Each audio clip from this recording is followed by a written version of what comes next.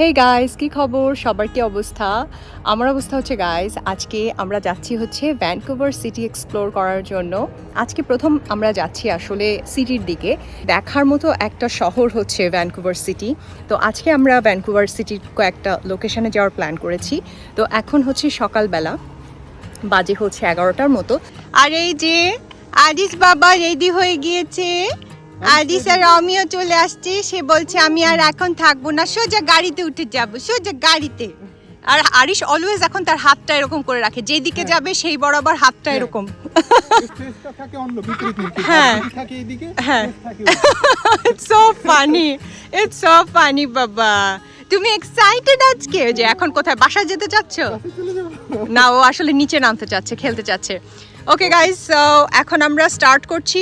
বাবা বাবা এখন আমরা স্টার্ট করছি, চলো লেটস গো ইয়ে লেটস গো বাবা সোনি, চলো। গত কয়েকদিন ধরে এখানে এত গরম পড়েছিল, তো গাড়িতে ওঠার সাথে সাথে আমার এত ভালো লাগছিল গাইস, মানে কি বলবো, এত সুন্দর একটা ঠান্ডা বাতাস আর এই রকম ওয়েদার। তো আমরা আস্তে আস্তে যত শহরের দিকে যাচ্ছিলাম, ডান দিকে তাকিয়ে দেখি এত বড় বড় সব বিল্ডিং আর পিছনে হচ্ছে এই পাহাড়। আমি ভাবছিলাম যারা এই শহরে থাকে প্রতিদিন এই সুন্দর ভিউটা এনজয় করতে পারে, কি দারুণ ব্যাপার, তাই না? Guys, welcome to Vancouver city. এখন আমরা চলে এসেছি হচ্ছে কানাডা প্লেসে। কানাডা প্লেস থেকে আসলে খুবই সুন্দর ভিউ দেখা যায় এই শহরের, এই পাহাড়গুলোর। এখানে একটা হোটেল আছে, ওয়াটারফ্রন্ট হোটেল ফেয়ারমন্ট, ওখানে নিচে আর কি আমরা গাড়িটা পার্ক করলাম এইখানে। তো আপনারা যারা এখানে আসবেন চেষ্টা করবেন এখানে চলে আসতে, তো ওদের গ্রাউন্ডেই আর কি পার্কিং করতে পারবেন। তারপরে জাস্ট তার অপোজিটেই হবে হচ্ছে কানাডা প্লেস। তো এখানে এসে দেখি বেশ ঠান্ডা, তো আরিশের ড্রেস চেঞ্জ করে দিলাম আমরা। তো আজকে ওয়েদার সম্পর্কে কি বলবো, আই এম জাস্ট লাভিং ইট। আমি অসাধারণ, খুবই ভালো লাগছে। তো এখন আমরা রোড ক্রস করে যাচ্ছি হচ্ছে ওদের কানাডা প্লেসে। এই ভ্যানকুভার শহরের একটা ল্যান্ডমার্ক হলো এই কানাডা প্লেস। এই জায়গাটা যেহেতু এই রিজিয়নের প্রধান ক্রুজ শিপ টার্মিনাল, তাই 1986 সালে যখন এই জায়গাটা তৈরি হয়েছিল, এটা এমনভাবে তৈরি হয়েছিল যাতে একে দেখতে দূর থেকে একটা জাহাজের মতো মনে হয়। আমি যখন নিউ ইয়র্ক থেকে প্রথম সিয়াটলে এসেছিলাম, আমার কাছে মনে হচ্ছিল পৃথিবীর সব থেকে সুন্দর শহর হচ্ছে সিয়াটল, কারণ এক পাশে হচ্ছে পাহাড়, এক পাশে হচ্ছে শহর। তো এই ব্যাপারটা আমাকে ভীষণই অ্যাট্রাক্ট করে। কিন্তু গাইজ, ভ্যানকুভার আসার পরে আমার মনে হচ্ছে এতদিন পর্যন্ত আমি যতগুলো সিটিতে ঘুরেছি বা দেখেছি, আমার কাছে সব থেকে সুন্দর শহর হচ্ছে ভ্যানকুভার সিটি, কারণ এখানকার মাউন্টেনগুলো অনেক বড় এবং অসম্ভব সুন্দর একটা কম্বিনেশন শহর এবং প্রকৃতির।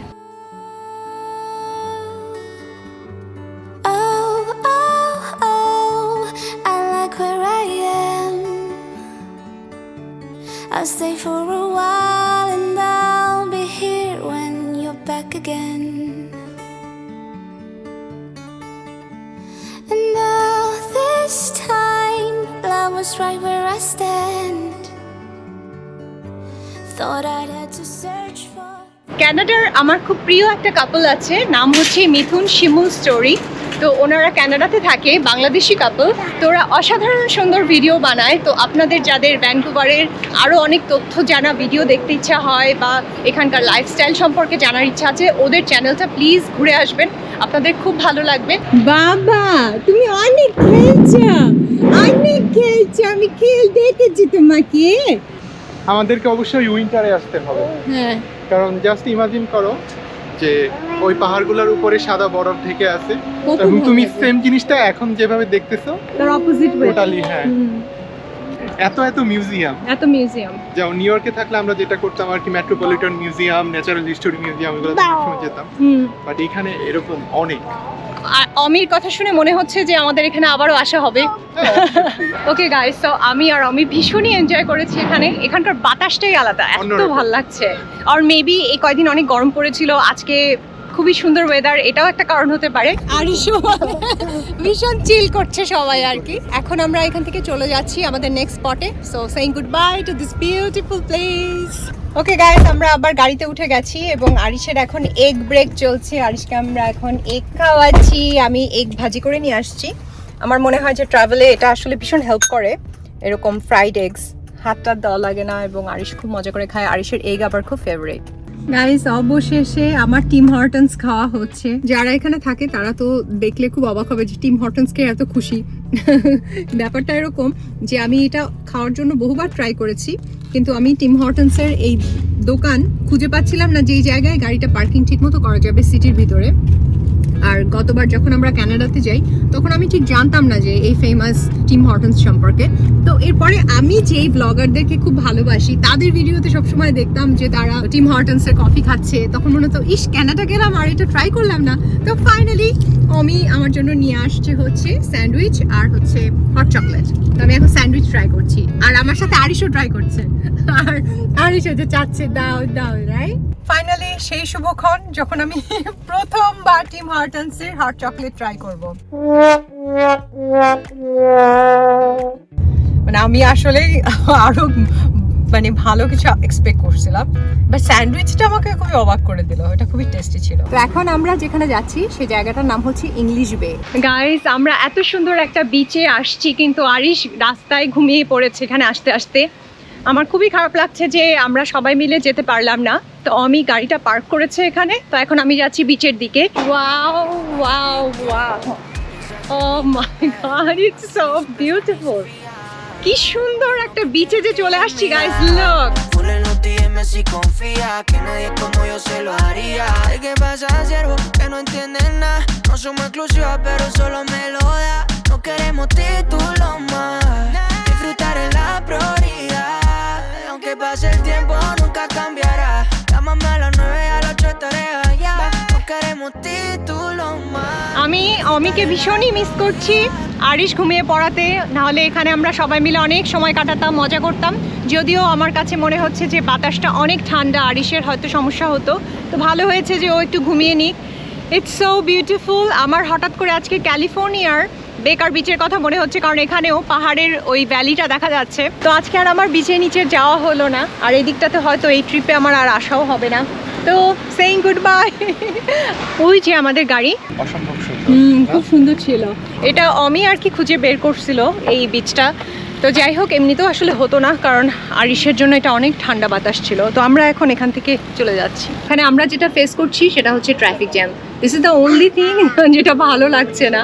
ওকে গাইস, তো এখন আমরা যাচ্ছি ভ্যানকুভারের এমন একটা পার্কে, যে পার্কটা এই ভ্যানকুভারের একটা অংশকে ঘিরে রেখেছে।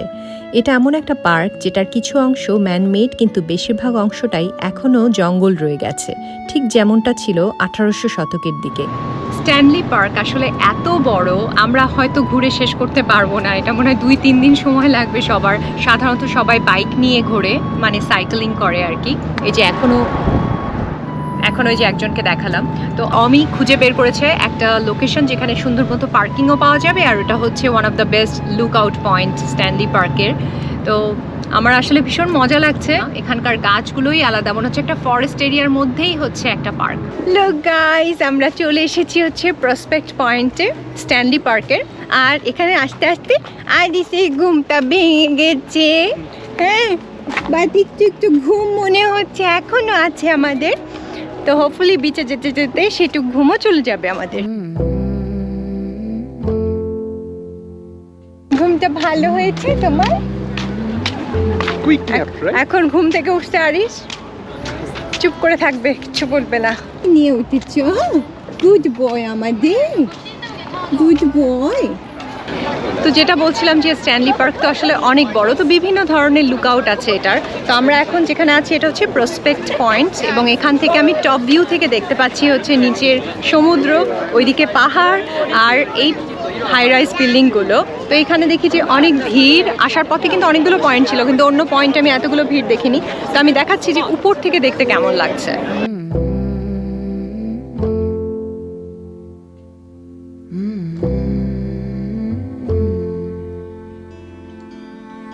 Where is the line between dreaming and feeling blue? It's 4 o'clock in the evening. I haven't left my room. but the truth is Arish এবারে ট্রিপে এত বেশি ভালো পারফর্ম করলো, মানে কি বলবো, ওকে নিয়ে এই ধরনের একটা আমরা ট্রিপ দিচ্ছি, ফিলই হচ্ছে না যে সাথে এত ছোট বেবি আছে। ও এত মানে খাপ খাইয়ে নিতে পারে, তাই না অমি? এবং সময় পেলে সে ঘুমায় পড়ে। তার খাওয়া ডেস্টিনেশন থেকে আরেক ডেস্টিনেশনে যাওয়া। সে আবার ন্যাপ নিয়ে নেয়। আমাদের গুড বয়। আমার কাছে মনে হয়েছে এখানে এসে যে স্ট্যানলি পার্ক এত বড়, তো যারা আসলে বাইক নিয়ে ঘুরে বেড়ায় ওটাই আসলে বেস্ট ডিসিশন। অনেক কিছু দেখা যায়, পুরো পার্কটা হয়তো কভার করা সম্ভব, আর নেচারের খুব কাছে থেকে আর কি, কারণ নিচ দিয়ে যায়, বিচের পাশ দিয়ে বাইক নিয়ে যাওয়া যায়, গাড়ি নিয়ে আসলে সবগুলো জায়গায় অ্যাক্সেস পাওয়া যায় না। তো যাই হোক গাইজ, আজকে এই সুন্দর জায়গাটা থেকে আপনাদের সবার কাছ থেকে বিদায় নিচ্ছি, কিন্তু আমার এই কানাডা সিরিজ কিন্তু শেষ হচ্ছে না। তো আপনাদের সবার সাথে আমার দেখা হচ্ছে আগামী দিনের ভিডিওতে। সে পর্যন্ত সবাই ভালো থাকবেন। By guys.